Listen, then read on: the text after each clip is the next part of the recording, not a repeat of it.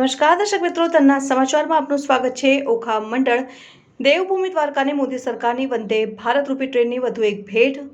વડાપ્રધાન નરેન્દ્ર મોદીએ Okha Ahmedabad Vande Bharat express train સાથે અન્ય રેલ સેવાઓનો વિડીયો કોન્ફરન્સ દ્વારા શુભારંભ કર્યો હતો। ત્યારે દ્વારકાથી વંદે ભારત ટ્રેનને સાંસદ શ્રી પૂનમબેન માડમે લીલી ઝંડી આપી રવાના કરી। અહીં ઓખા સ્ટેશને પણ અગ્રણીઓ દ્વારા ટ્રેનને આવકારવામાં આવી હતી અને પાયલોટનું શુભેચ્છા સન્માન કરીને આ છે મોદીની ગેરંટી અને વંદે માતરમના નારા સાથે ટ્રેનને વધાવી હતી ને હવેથી ઓખા મંડળના લોકો લક્ઝરી ટ્રેનની મુસાફરી માણી શકશે અને વેપારીઓને સમયનો મોટો ફાયદો થશે। ઓખાથી અમદાવાદ 6 કલાકમાં પહોંચશે। અહીં ઓખા મંડળ દેવભૂમિ દ્વારકાના યુવા નેતા શ્રી સહદેવસિંહ પબુભા મણેક, શ્રી મોહનભાઈ બારાઈ, પાલિકા પ્રમુખ શ્રી ઉષાબેન ગોહિલ વગેરે અગ્રણીઓ ખાસ હાજર રહ્યા હતા।